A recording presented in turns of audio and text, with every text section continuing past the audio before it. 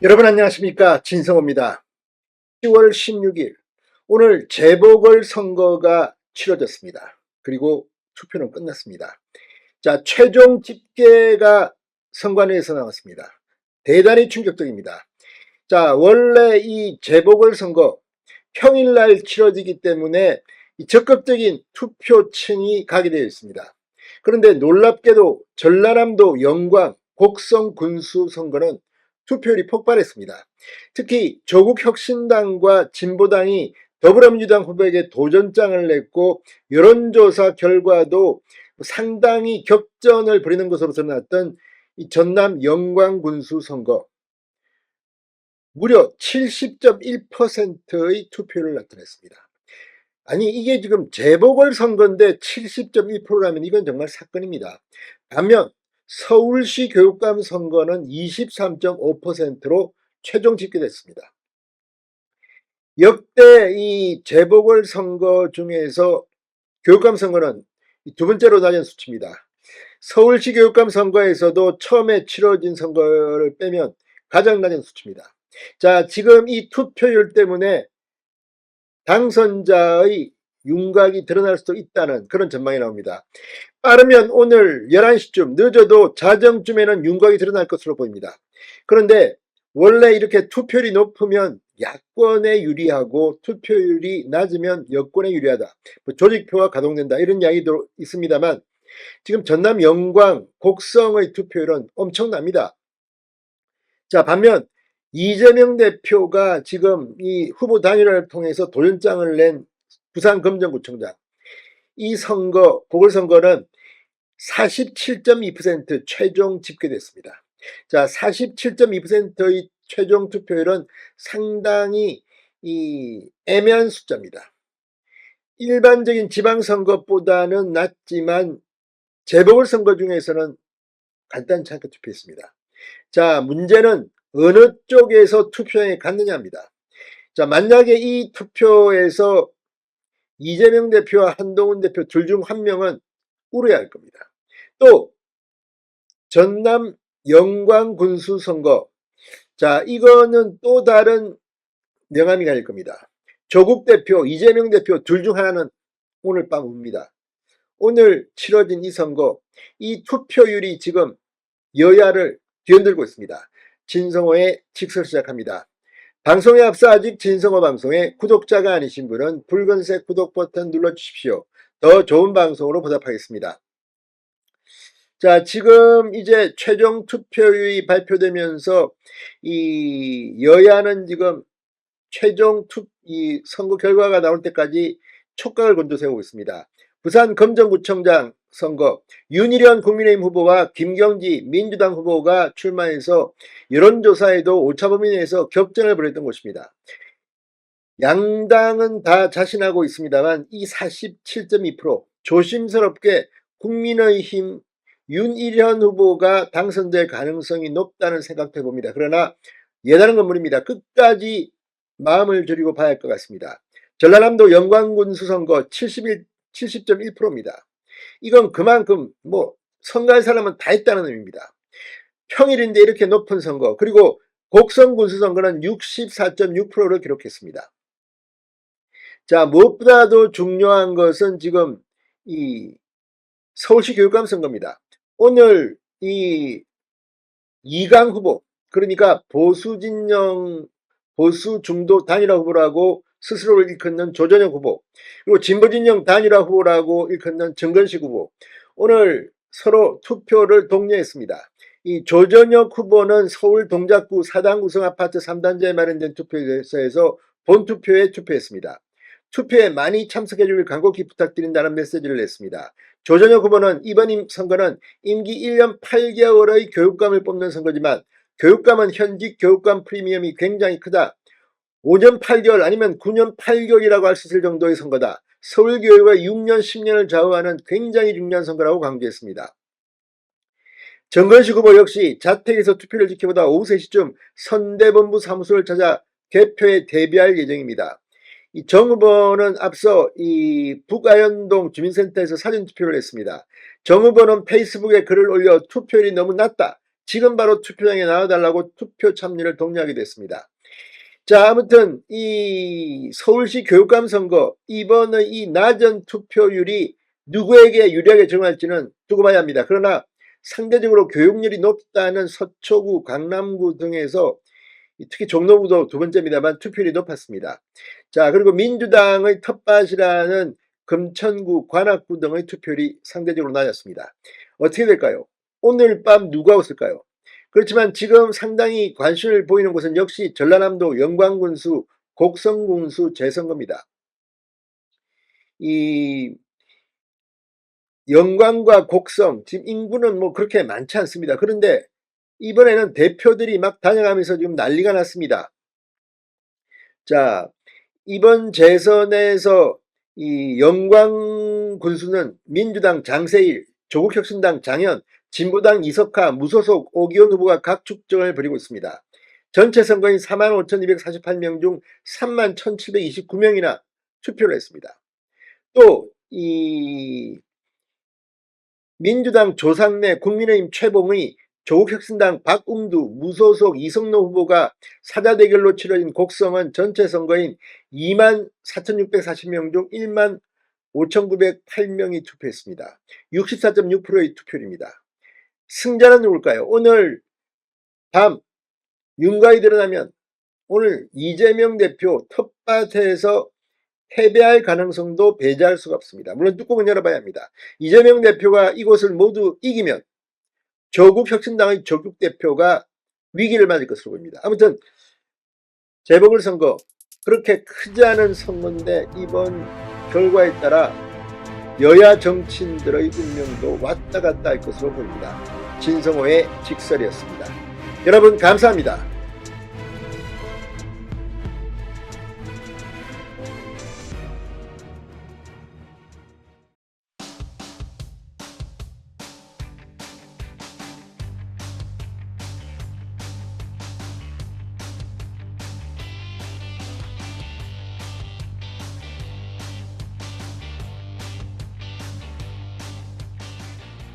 여러분 안녕하십니까, 진성호입니다.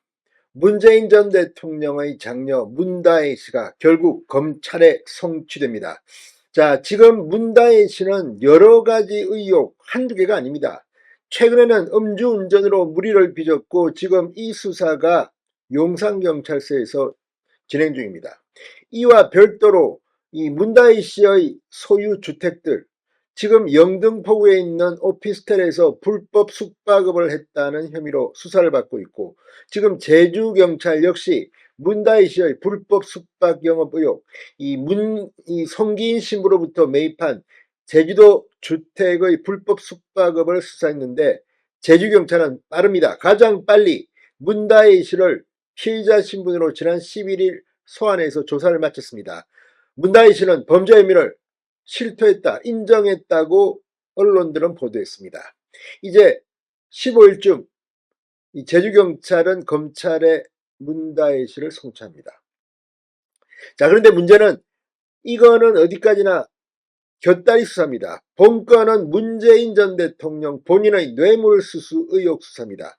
지금 문재인 전 대통령의 전 사위, 문다혜 씨의 전 남편, 서모 씨의 타이 이사제 불법 채용 의혹과 관련해서 이 이상직 전 더불어민주당 의원, 이 전 중기공 이사장이 문재인 전 대통령에게 뇌물을 준 혐의, 이건 지금 전주지검에서 수사하고 있습니다. 문다혜 씨는 지금 전주지검의 참고인 조사에 계속 불응하고 있습니다. 전주지검은 서면 조사는 할 수 없다, 그러면서 지금 참고인 문다혜 씨를 기다리지만 문다혜 씨는 안 나올 겁니다. 버티고 있습니다. 자, 이런 가운데 드디어 첫 번째 물꼬가 터졌습니다. 문다혜 씨가 드디어 검찰 수사를 받게 됐습니다. 진성호의 융단 폭격 시작합니다. 문다혜 씨를 융단 폭격합니다. 방송에 앞서 아직 진성호 방송에 구독자가 아니신 분은 붉은색 구독 버튼 꾹 눌러주십시오. 자, 문다혜 씨가 제주도에 소유하고 있던 주택에서 불법 숙박 영업을 한 것을 인정했습니다. 제주도 자치경찰단에 따르면 문다혜 씨는 지난 11일 오후 5시 자치경찰에 출석해 공중위생관리법 위반 혐의를 모두 인정했습니다. 제주자치경찰은 10월쯤 검찰의 불구속 기소 의견으로 문다혜 씨를 송치할 예정입니다. 문다혜 씨는 제주시 한림읍 협재리 소재 단독주택에서 신고하지 않고 2년여 동안 불법 숙박업을 한 혐의를 받고 있습니다. 이 주택은 2022년 7월 문재인 전 대통령의 오랜 지인, 멘토로도 알려져 있는 송기인 신부로부터 3억 8천만 원에 매입한 것으로 알려졌습니다. 이 문재인 전 대통령 일가가 이 주택에 과거에 여행해서 묵기도 했다는 겁니다. 제주시는 올 9월 공유 숙박업 에어비앤비 모니터링을 통해 협재리 주택을 이용했다는 이용 후기 약 90건을 확인했고 자치경찰에 수사를 의뢰했습니다. 숙박을 하려면 관광 숙박업, 휴양 펜션업, 일반 생활 숙박업, 농어촌 민박, 청소년 수련원 등에 등록해야 합니다. 해당 업종은 각각 관광진흥법, 제주특별법, 공중위생법, 농어촌정비법, 청소년활동진흥법 적용을 받습니다. 공중위생법상 숙박업 등록 없이 영업행위를 하다가 적발되면 2년 이하의 징역 또는 2천만 원 이하의 벌금형에 처해져 있습니다. 자, 제주자치경찰단 관계자는 문 씨가 출석해 혐의를 모두 인정했다. 이번 주 검찰의 기소 의견으로 불구속 송치할 예정이라고 말했습니다. 자, 지금 문다혜 씨의 이 음주운전 수사도 지금 진행되고 있습니다. 문다혜 씨는 이태원에서 새벽 이 CCTV를 보면 정말 인사불성으로 술을 마신 것으로 보입니다만 이 택시 기사에게 피해를 줬습니다. 지금 이 문제는 이 음주운전 외에도 여러 가지 의혹을 종합적으로 판단해서 수사할 것으로 보입니다. 한편 이와 별도로 문재인 전 대통령의 뇌물수수 사건, 지금 문다혜 씨의 제주주택 이런 압수수색 영장에는 문재인 전 대통령을 뇌물수수 혐의자로 적시하고 있습니다. 자, 전주지검이 지금 이 문다혜 씨를 참고인 자격으로 소환했지만 계속 불응하고 있습니다. 정말 간도 크다는 생각밖에 안 듭니다. 일반인 같으면 이렇게 할 수 있겠습니까? 그만큼 지금 문재인 전 대통령 일가는 이 사건에 상당히 저항하고 있는 것으로 보입니다. 자, 문재인 전 대통령은 만약 이 건, 이 전 사위의 타이이스타제 특혜 채용, 이게 뇌물이 인정된다면 상당히 중형을 선고받을지도 모릅니다. 전직 대통령이 뇌물죄로 구속될 가능성도 배제할 수 없습니다. 자, 문다혜 씨 지금 검찰에서는 버티고 있습니다. 그러나 이제 첫 번째 검찰 송치 사건이 등장했습니다. 이어서 줄줄이 음주운전 관련 수사도 계속될 것으로 보입니다. 문다혜 씨의 끝은 어디일까요? 진성호의 융단 폭격이었습니다. 여러분 감사합니다.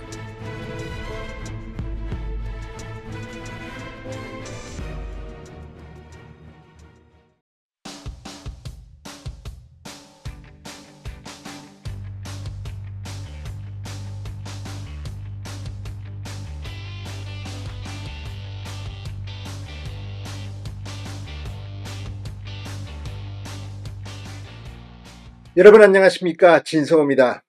이재명 더불어민주당 대표는 지금 당대표직을 수행하기 힘들 만큼 많은 재판을 받고 있습니다. 그런데 본인 재판뿐만 아닙니다. 다른 재판에서도 이재명 대표에 대한 발언들은 이어지고 있습니다. 자, 오늘 수원고법에서는 이화영 전 경기도 평화부지사의 항소심 재판이 열렸습니다. 그런데 이 자리에 오늘 김성태 전 쌍방울 회장이 증인으로 나왔습니다. 오늘 재판은 김성태 전 회장에 대한 증인신문이었습니다. 오늘 이화영 측 변호사가 계속해서 물었습니다. 그러나 정말 한마디로 이재명, 이화영 망신, 개망신이었습니다. 무엇보다도 김성태 전 회장은 이화영 측 변호인의 질문을 답하다가 이화영 전 부지사가 이재명 대표를 뭐라고 불렀는지 아느냐, 이렇게 불렀다고 말했습니다. 뭐라고 했을까요? 뱀 같은 사람이랍니다. 뱀 같은 사람. 자, 그런 걸 보면 이화영 전 부지사도 김성태 전 회장과 좋았던 시절에는 할 말 못할 말 다 했고 이재명 대표에게도 불만이 있었던 게 아니냐, 이런 생각까지 듭니다. 그동안 말을 계속 바꿔왔던 이화영 전 부지사, 이번에는 검찰 회유를 받았다고 하는데 여기에 대해서 김성태 전 회장은 너무나도 또렷하게 말합니다.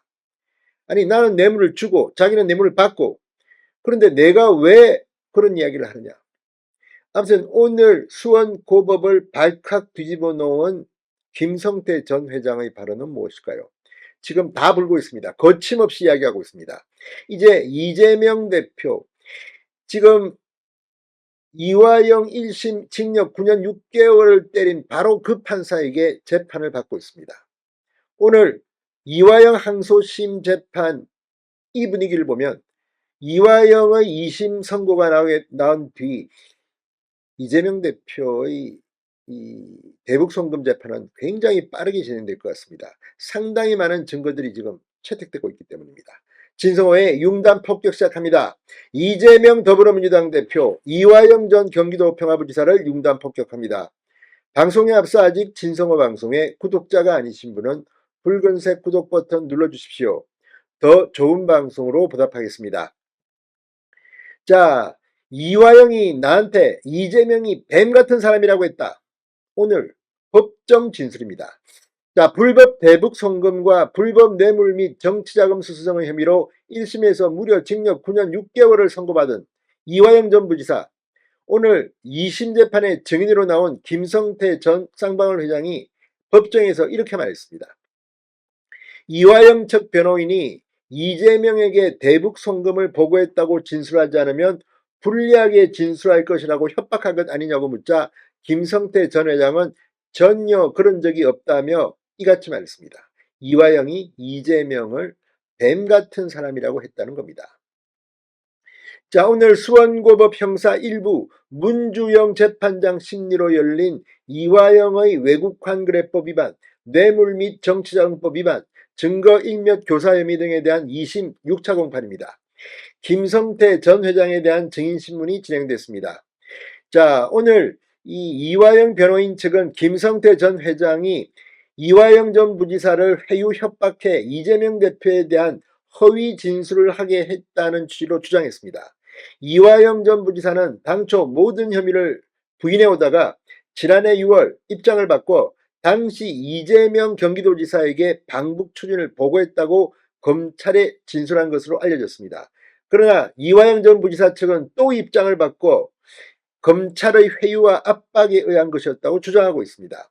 자, 변호인은 김성태 전 회장에게 검찰 조사 과정에서 피고인 이화영에게 이재명이 들어갈 수 있도록 우리가 협력 안 하면 형님한테 불리하게 진술할 것이다. 빨리 이재명에게 보고했다고 진술하고 법정에서 인정해달라고 한 것 아니냐고 물었습니다. 그러자 김성태, 전혀 아니다. 왜 뇌물 받은 사람이 재판을 잘 받으면 되지 자꾸 절 끌어들이는지 이해가 안 된다. 그때 이것저것 얘기할 때 본인이 나한테 이재명이 뱀 같은 사람이다라고 했다고 폭로했습니다. 자, 변호인이 이재명에게 보고했다는 진술을 얻기 위해 피고인을 압박한 사실이 없냐고 재차 묻자 김성태는 뇌물은 저도 같이 기소됐다. 사건 조작이네 뭐네 그러는데 초등학생도 아니고 짜장면 사준다고 검찰이 회유한다고 진술을 바꾸는 거냐. 갈비탕을 먹었네 하는 건 비상식적인 것 같다라고 말했습니다. 이화영 측이 주장하는 검찰 술자리 이 회유 의혹에 대해서도 반박했습니다. 이건 이재명 대표도 이화영의 말을 인용해서 검찰을 공격한 적이 있습니다. 자, 김성태 전 회장, 이화영 부지사는 당시 거꾸로 큰 소리치고 탁자 손바닥으로 치고 조사받았다.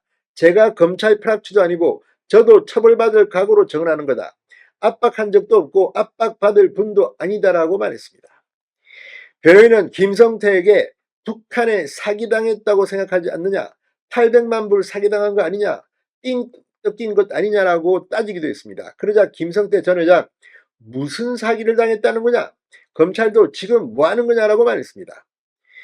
자, 이날 재판부는 10월 24일 변론을 종결하겠다고 했습니다. 곧 끝난다는 이야기입니다. 굉장히 속전속결입니다. 이화영의 2심 판결이 나오면 이 판결은 이재명의 1심 선고에도 상당한 영향을 줄 것으로 예상됩니다. 아무튼 오늘 김성태 전 회장의 법정 진술, 이재명, 이화영 상당히 어렵겠습니다. 진성호의 융단 폭격이었습니다. 여러분 감사합니다.